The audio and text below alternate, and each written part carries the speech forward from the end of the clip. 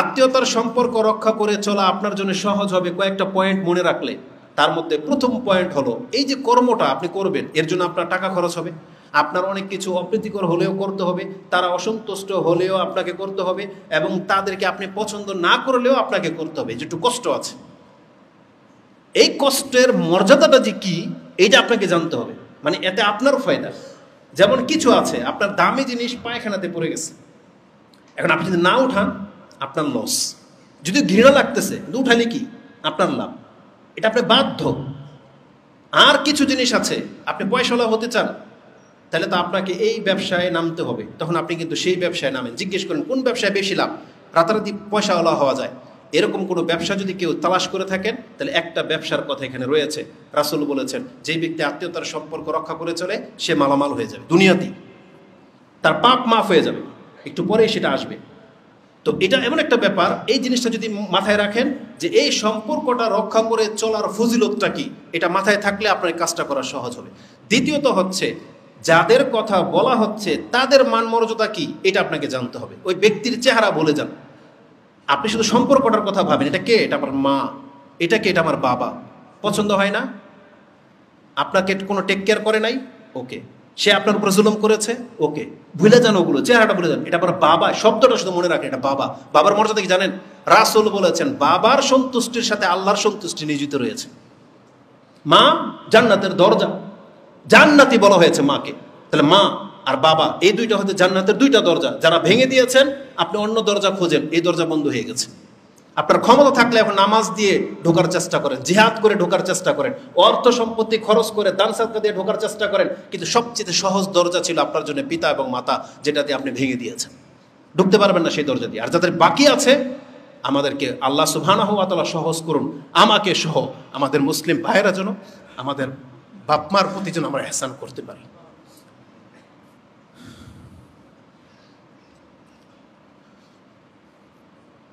আল্লাহ না করুক কোনো মুসলিমের সাথে এটা হয় না, মুসলিমদের এটা উচিত না। যেখানে আল্লাহ সুবহানাহু ওয়া তাআলা বলেছেন যে ওয়ালা তাকুল লাহুমা উফ, আমরা আমাদের বাপ মার সাথে অনেক বেশি খারাপ আচরণ করি, অথচ বলা হয়েছে এটা দরজা।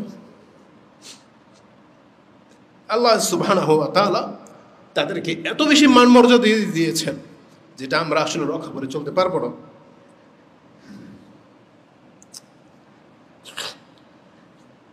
আল্লাহ সুবহানাহু ওয়া তাআলা আমাদেরকে বলেছেন যে আত্মীয়তার সম্পর্ক রক্ষা করে চলতে হবে, তাদের মান মর্যাদা অনেক।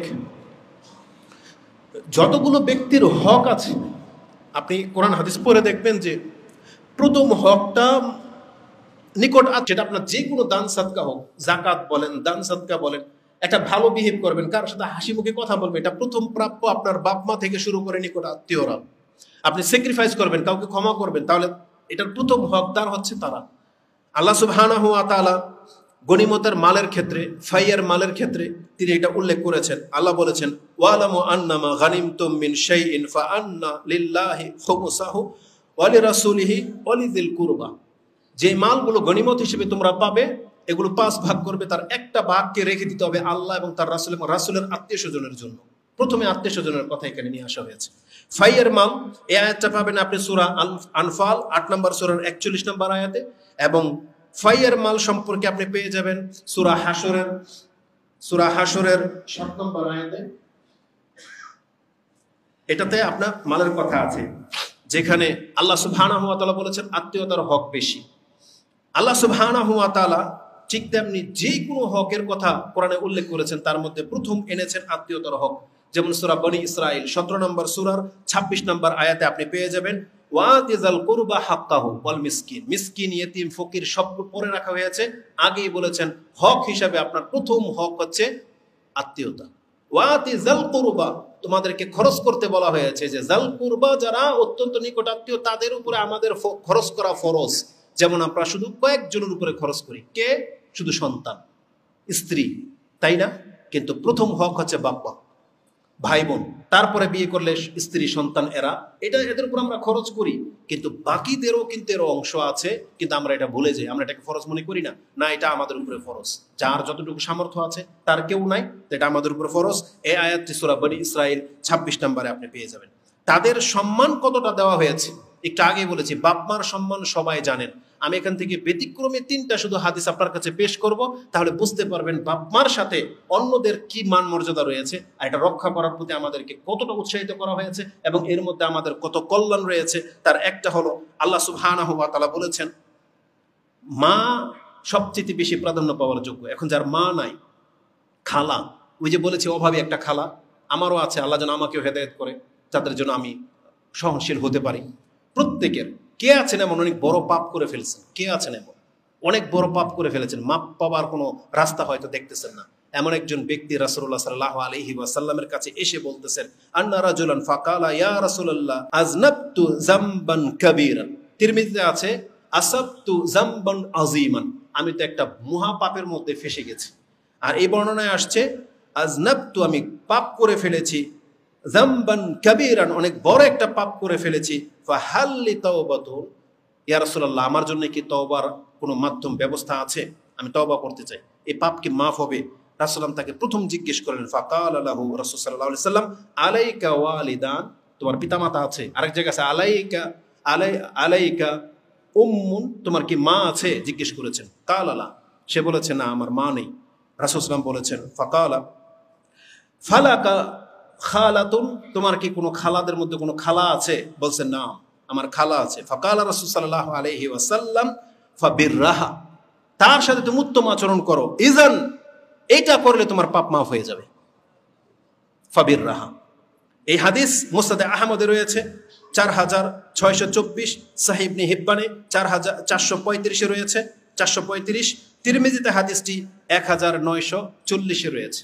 তার মানে খালার মান এত, খালার সাথে মায়ের মতো বিহেভ করলে রাসূল বলেছেন বড় পাপ পর্যন্ত মাফ হয়ে যায়। আর মায়ের সাথে বিহেভ করলে কি হবে তাহলে? জান্নাত। আর খালার সাথে যদি কোনো সম্পর্ক ভালো রাখেন, যে কোনো ক্ষেত্রে যে কোনো অন্যায় যদি হয়ে যায়, তাহলে আগে খালার কাছে যান, দেখেন তার কোনো কিছু করতে পারেন কিনা। একটা নোক্তা পেয়ে গেলাম, এটা হচ্ছে তওবার বড় একটা মাধ্যম এবং হাদিস সহিহ, রাসূল বলেছেন হ্যাঁ ফাইজান, তাহলে এটা করলে তোমার পাপ মাফ হয়ে যাবে। কেন? কারণ রাসূল সাল্লাম বলেছেন আল খালাতু বিমানজিলাতিল কারণ খালার মান হচ্ছে মায়ের সমান, যার মা নাই তার খালা হচ্ছে তার মা মর্যাদার দিক থেকে। এটা আপনি হাদিস তিরমিজিতে 1904 নম্বরে পেয়ে যাবেন। রাসূলুল্লাহ সাল্লাল্লাহু আলাইহি সাল্লাম বলেছেন বাবা মার মর্যাদা, বাবার মর্যাদাটা কি আমি বাবার কথা বলবো না, বাবার মর্যাদা বোঝাতে কি আমি আরেকটা হাদিস আপনাকে পেশ করি, তাহলে ওটাও আপনি ঠিক রাখবেন। সেটা কি জানেন? যার বাবা মরে গেছে, বাবা যার সাথে সম্পর্ক ভালো রাখতো, বাবার আত্মীয়, বাবার বন্ধু বান্ধব, আপনি যদি জেনে থাকেন আমার বাবা ওনাকে খুব শ্রদ্ধা করে, সম্মান করে, ওনাকে রেসপেক্ট করে, বা ওনাকে বাসায় আসলে আদর যত্ন করে, আপনার বাবা মরে গেছে, ওই লোকটা কিন্তু আপনার বাসায় কোনোদিন আসবে না, কারণ সে জানে যার কাছে আমি যেতাম মতো নাই, কিন্তু আপনাকে সেই ভূমিকাটা পালন করতে হবে। এটা যদি আপনি করেন, এটা হচ্ছে যতগুলো নেকির পথ আছে তার মধ্যে সবচেয়ে বড় নেকির পথ এটা। রাসূল বলেছেন আমি না, মানে নেকির খাতের মধ্যে যতগুলো উত্তম খাত আছে তার মধ্যে এটা একটা। রাসূলের ভাষাটা এটা, ইন্না আবাররাল বিররা, নিশ্চয়ই বীর মানে ভালো কাজের মধ্যে সবচাইতে প্রাধান্য পাওয়া যোগ্য যেটা আবাররাল বীর, সেটা কি?